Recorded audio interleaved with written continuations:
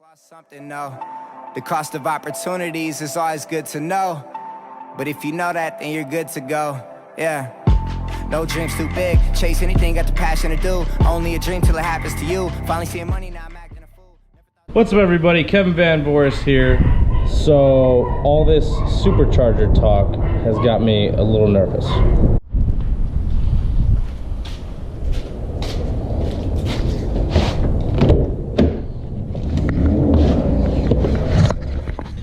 Alright, we're going to turn on the car and we're going to check this Supercharger out because everybody is losing their minds online. So let's start this bad boy.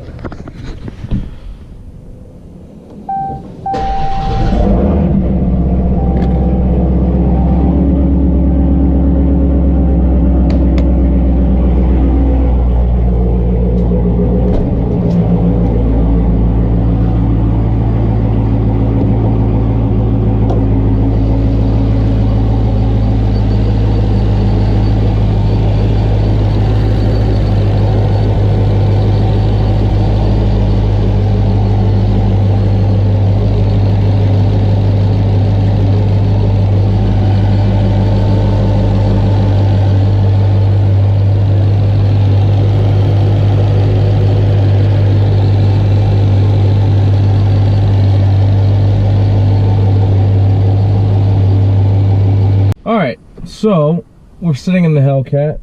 As you can see, my Supercharger is perfectly fine. However, one of the guys that I'm subscribed to on YouTube, goes by the name of SRT Mush, put out a video yesterday about how his Supercharger is going out, and basically his dealership screwed him over an air filter. So I wanted to go outside just check my Supercharger just because you'll know if it's bad. It sounds like just awful when you start it up. Mine, nothing yet. I've got like 760 miles I think on this. Not saying that it won't go bad, but mine right now is good. Also though, mine is a late model 2016. It's pretty much a 2017. So because the dealership got it basically from the yes, they got it from the factory, and it was built fairly new. I'm gonna see if I can get the build date on this, but this one is a late model. I don't think I'm gonna have an issue on this. If I do, I will take it to my dealership, no big deal. SRT Mush's car, which I feel kind of bad because I actually bought some side skirts off of him that he custom makes for Charger Hellcats, and I think they fit all Chargers. Anyways, so I've been talking to the guy before. He has a sick, probably one of the dopest Hellcat Chargers around right now. It's B5 blue. It's got the same carbon fiber racing stripes. It's got airlift performance kit. It's got exhaust, but he doesn't have anything performance done wise except the exhaust. So all he did was he changed the air filter on it to a K&N, and I guess the regional manager of his dealership basically said, that's what the problem is, your Supercharger's done because of an air filter, which obviously that's not the reason why. Any person who's sane or has a little bit of common sense or even a small bit of an IQ would know that that's not the reason why a Supercharger is going out. I guess from what I've been reading, there's been about 50 or 60 cars or Hellcats that have had the Supercharger problem, and I guess basically it was a bad batch of bearings. Dodge just went with a different company, and that's why I think that my car will probably be okay. His car, I believe he bought it, man, I want to say he probably bought it maybe in March of last year. So that means it probably got built probably somewhere of the end of December or January of last year. That's what I'm assuming. And I guess the dealership that he went to doesn't really like him very much because he had the vehicle shipped out of state to their dealership. So I'm sure that dealership either lost money or didn't make any money on the car. Whatever, it doesn't matter. The guy's been a super loyal SRT customer. He's had 5 or 6 SRT cars. He obviously knows what the hell he's talking about, because all of his cars are extremely well taken care of, or extremely like one of a kind, or they have a shitload of horsepower. Because I think he had a Charger before, the Charger generation before this one, and I think he had, I don't know, 600, 700, 800 horsepower, something like that. It was a dope car. Anyways, so my thoughts on the whole situation are, I would be so fucking pissed off. Like, I'd be so livid that if something ever happened to this car and the dealership wouldn't pay for it. Now, where I live, it's a little different. I'm very good friends with a lot of people at that dealership. One of the guys that works there, I'm not going to say his name, but we're very good friends, very close, and I know if anything ever happened to this car, that I'd be taken care of, or the Jeep Wrangler, or my Dodge Ram pickup.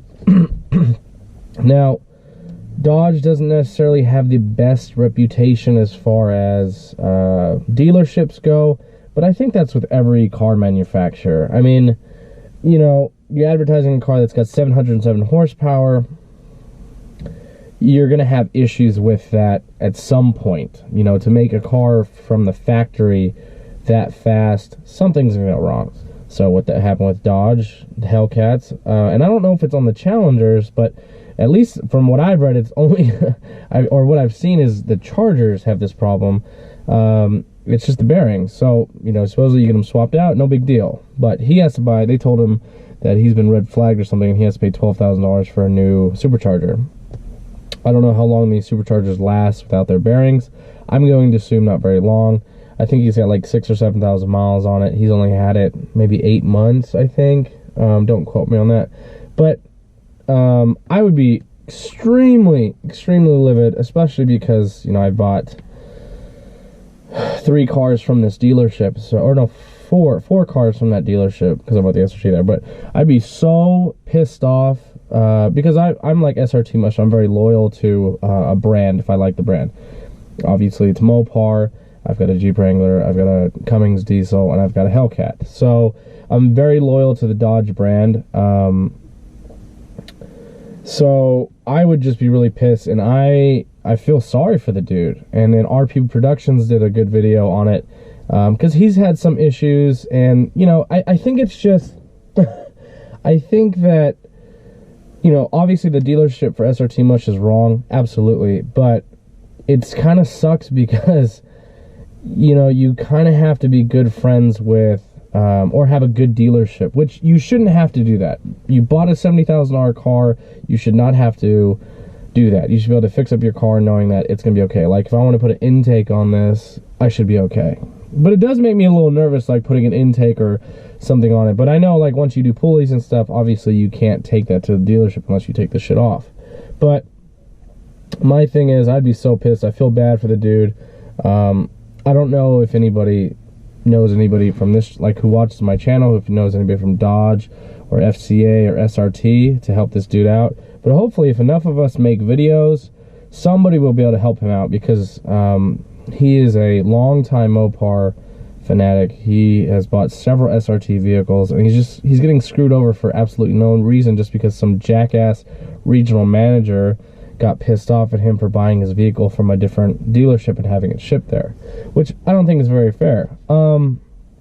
So, just checking how much time is on this video. It's 7 minutes, but I mean, I will keep an eye on my car, obviously, and it is hard. I mean, I can understand it'd be hard to hear if your supercharger is bad. So if you have a Hellcat, I would recommend you going out and just popping the hood, because with my muffler delete, you can't hear shit. So I would definitely pop the hood. Mine sounds perfectly fine. If you go to his video, it sounds awful. Like, you would probably almost be able to hear that on the inside of the vehicle. It's pretty bad. So, again, I feel sorry for the guy. I really, like, SRT Mush, if you watch this video, I hope you get this shit resolved. I hope by all of us making videos, you know, it gets fixed. So, is it a common problem? I think the supercharger thing is. However, if you take how many Hellcats have been made, you know, if there's 10,000 Hellcats on the road and only 50 or 60 have the problem, it's not a huge issue.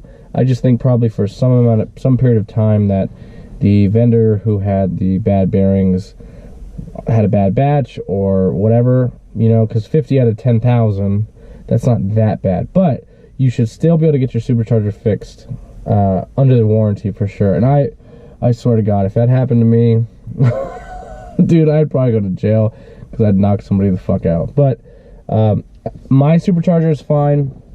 I will keep up with you guys on that. I'll check it every, I don't know, 500 or 1,000 miles. And I guess that's the only bad thing. Like, I guess if you don't drive this very much, you know, how long does it take for these bearings to go out? From at least what I've read, it doesn't take very long. I'm assuming his bearings have been bad probably for a few thousand miles, because I think he daily drives, or it almost looks like he daily drives it. So, yeah. You guys tell me what your thoughts are on this issue. If you ever had any issues with Dodge or Ford or Chevy. I mean, I'm sure it's not just Dodge.